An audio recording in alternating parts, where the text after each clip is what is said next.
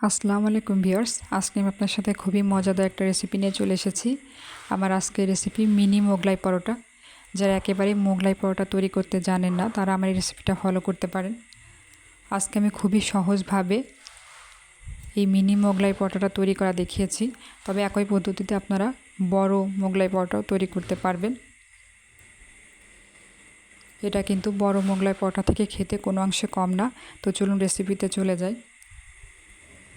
মোগলাই পরোটা তৈরির জন্য একটা বাটিতে আমি নিয়ে নিলাম 1 কাপ পরিমাণ আটা। আপনারা আটার পরিবর্তে এখানে ময়দাও নিতে পারবেন। এখন এর মধ্যে দিয়ে দেব স্বাদের জন্য সামান্য একটু লবণ, আর দিয়ে দেব 1.5 টেবিল চামচ পরিমাণ সয়াবিন তেল। এখন হাত দিয়ে আটার সাথে তেলটাকে খুব ভালোভাবে মিশিয়ে নেব। হাত দিয়ে এরকম ঘষে ঘষে ভালোভাবে মিশিয়ে নিতে হবে।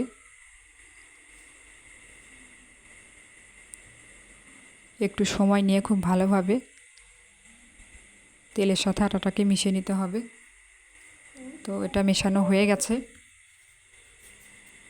এখন অল্প অল্প করে কুসুম গরম পানি দিয়ে একটা ডো তৈরি করে নেব। অবশ্যই এখানে কুসুম গরম পানি ব্যবহার করতে হবে, এবং খুব বেশি নরমও না আবার খুব বেশি শক্তও না, এরকম একটা ডো তৈরি করে নিতে হবে। তো আমার ডোটা মেখে নেওয়া হয়ে গেছে। ডোটাকে একটা সাইডে রেখে এখন চলে যাব পরবর্তী স্টেপে। তো মোগলাই পরোটার ভিতরের পুরটা তৈরি করব, এজন্য একটা বাটিতে আমি নিয়েছি একটা বড় সাইজের পেঁয়াজ কুচি এবং 2টা কাঁচামরিচ কুচি। তো যে যেমন ঝাল খেতে পছন্দ করেন সে অনুযায়ী এখানে মরিচটা অ্যাড করে নিতে হবে। এখন এর মধ্যে দিয়ে দিচ্ছি সামান্য একটু লবণ। আপনারা চাইলে এখানে ধনিয়া পাতা কুচিটা ব্যবহার করতে পারেন, তবে আমার কাছে ধনিয়া পাতা কুচিটা নেই, এই জন্য আমি দিচ্ছি না। তো আর এখানে নিয়েছি একটা মুরগির ডিম। তো ডিমটাকে খুব ভালোভাবে পেঁয়াজ মরিচের সাথে মিশিয়ে নিচ্ছি। মেশানো হয়ে গেছে। প্রথমে ডিমটাকে সামান্য একটু ভেজে নেব। তো চুলা একটা প্যান বসিয়ে তাতে 1 চা চামচের মতো সয়াবিন তেল দিয়ে দিলাম। তেলটা গরম হলে লো আঁচে ডিমটাকে তেলের মধ্যে দিয়ে দিলাম।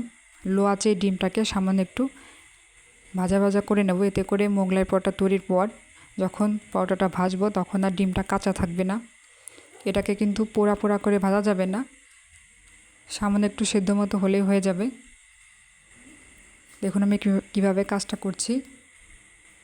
এটাকে একটা ঝুরা ঝুরা ভাব আনতে হবে। তো আমার এটা ভেজে নেওয়া হয়ে গেছে, এটাকে একটা সাইডে রেখে দিলাম। এখন পরোটাগুলো বেলে নেব। তো প্রথমে আটা থেকে ছোটো ছোটো করে কয়েকটা লেচি কেটে নেব। তো আপনি যে কয়টা পরোটা তৈরি করবেন সে অনুযায়ী লেচি কেটে নিতে হবে। তো প্রথমে আটাটাকে একটা লম্বা শেপ করে নিলাম, তারপর এরকম একটা একটা করে লেচিগুলো কেটে নেব। প্রথমে একটা পরোটা তৈরি করে দেখাচ্ছি। তো লেচিটাকে প্রথমে বেলে নিতে হবে। আমি কিন্তু কোনো প্রকার তেল দিয়ে রুটিটা বেলিনি। তো রুটিটাকে একটু লম্বা শেপ করে বেলে নিতে হবে, তারপর 4-5টা এরকম কেটে নিতে হবে।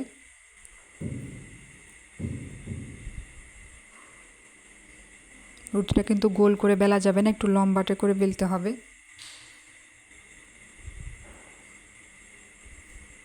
তো 4-5টা কেটে নেওয়া হয়ে গেছে। এখন একটা সাইডে পুর দিয়ে দেব। আমি কিভাবে কাজটা করছি আপনারা লক্ষ্য করবেন। তো পুরটা দেওয়ার পর পুরের চারপাশে হালকা পানি লাগিয়ে নিচ্ছি। পানি কিন্তু পুরো রুটিতে লাগানো যাবে না, পুরের সাইডে পানিটা লাগাতে হবে। আপনারা দেখে নিশ্চয়ই বুঝতে পারছেন। এখন অপর সাইডটা উল্টে এই পাশে লাগিয়ে দিলে হয়ে যাবে। এই যে দেখুন আমি লাগিয়ে দিয়েছি। এটাকে তুলে হাতে নিয়েও খুব ভালোভাবে আপনারা 4-5টা লাগিয়ে নিতে পারেন। তো আমি একা ভিডিও করছি, এই জন্য আসলে এটা লাগানো দেখাতে পারলাম না। তো আরও একটা তৈরি করে দেখাচ্ছি।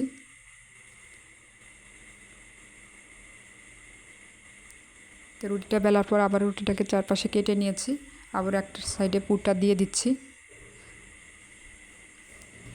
পুরটা দেওয়ার পর পুরের সাইডে সামান্য পানি লাগিয়ে নিতে হবে।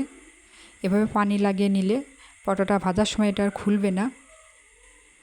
একই পদ্ধতিতে আপনারা বড় করেও পরোটা তৈরি করতে পারেন। এখন এই সাইডটা উল্টে পানি লাগানো অংশে লাগিয়ে দিতে হবে, তাহলে হয়ে যাবে। খুব ভালোভাবে লাগিয়ে দিতে হবে যেন ভাজার সময় এটা না খুলে যায়। তো এরকম করে সবগুলো পরোটা আমি বানিয়ে নিয়েছি। এখন এগুলো তেলে ভেজে নেব। তো ভাজতে চলে এলাম। তো চুলায় পর্যাপ্ত পরিমাণে সয়াবিন তেল গরম করে নিয়েছি। তেলটাকে খুব ভালোভাবে গরম করে নেওয়ার পর চুলার আঁচ মিডিয়ামে রেখে পরোটাগুলো তেলের মধ্যে ছাড়তে হবে। তো প্রথমে 2টা পরোটা আমি দিয়ে দিলাম। এগুলোকে ডুবো তেলে ভাজার কোনো প্রয়োজন নেই, গায়ে গায়ে তেলে ভাজলে হবে। দেখতেই পাচ্ছেন আমি গায়ে গায়ে তেলে ভাজছি, যেহেতু আমি ডিমটা আগে থেকেই হালকা ভেজে নিয়েছি, এই জন্য ডিমটা কাঁচা থাকার কোনো ভয় নেই, যার জন্য এটা ডুবো তেলে না ভাজলেও হবে। তো একটা সাইড হয়ে গেছে, অপর সাইড উল্টে দিয়েছি, দেখুন ফুলে ডাবল হয়ে গেছে। তো এরকম লালচে করে ভেজে তুলে নিচ্ছি।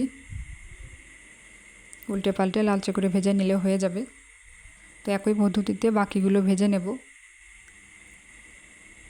আবারও 2টা পরোটা দিয়ে দিলাম। এখানে আমি মোট 5টা পরোটা তৈরি করেছি। দেখুন এটা কি পরিমাণে ফুলেছে। তো এটাকে উল্টে দিচ্ছি, 2-3 বার উল্টে পাল্টে লালচে করে ভেজে নিলে হয়ে যাবে। আর চুলার আঁচ সবসময় মিডিয়ামে থাকবে। তো এগুলো ভাজা হয়ে গেছে। তো এরকম করে সবগুলো পরোটা ভেজে নেব।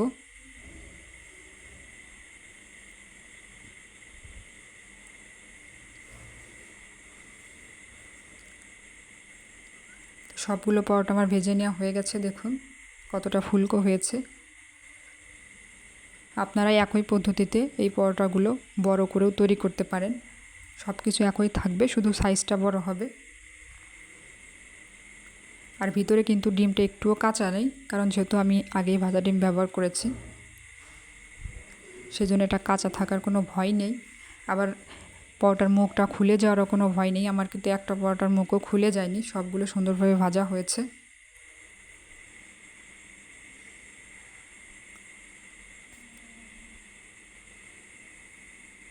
তো আমার এই পরোটাগুলোকে আমি আপনাদেরকে একটু কেটে দেখাচ্ছি যে ভেতরটা কেমন হয়েছে। এই যে দেখুন, এগুলোকে আমি কেটে নিয়েছি। এগুলো কিন্তু দেখতে একদম বড় পরোটার মতোই হয়েছে, খেতেও কিন্তু অসাধারণ লাগে। তো ভিউয়ার্স, আমার রেসিপিটি যদি আপনাদের ভালো লেগে থাকে তাহলে আমার চ্যানেলটি অবশ্যই সাবস্ক্রাইব করবেন, আর পাশে থাকা বেল বাটনটি ক্লিক করবেন পরবর্তী নোটিফিকেশন পাওয়ার জন্য। লাইক কমেন্ট শেয়ার করবেন। রেসিপি কেমন লাগলো কমেন্টস করে জানাবেন। আমি একটা পরোটা একটু তুলে দেখাচ্ছি, দেখুন ভেতরে একটুও কাঁচা নেই, সুন্দরভাবে ভাজা হয়েছে। তো ভিউয়ার্স, আজ এ পর্যন্ত। পরবর্তী রেসিপি দেখার আমন্ত্রণ জানিয়ে এখানেই বিদায় নিচ্ছি। সবাই সুস্থ থাকবেন, ভালো থাকবেন। আল্লাহ হাফিজ।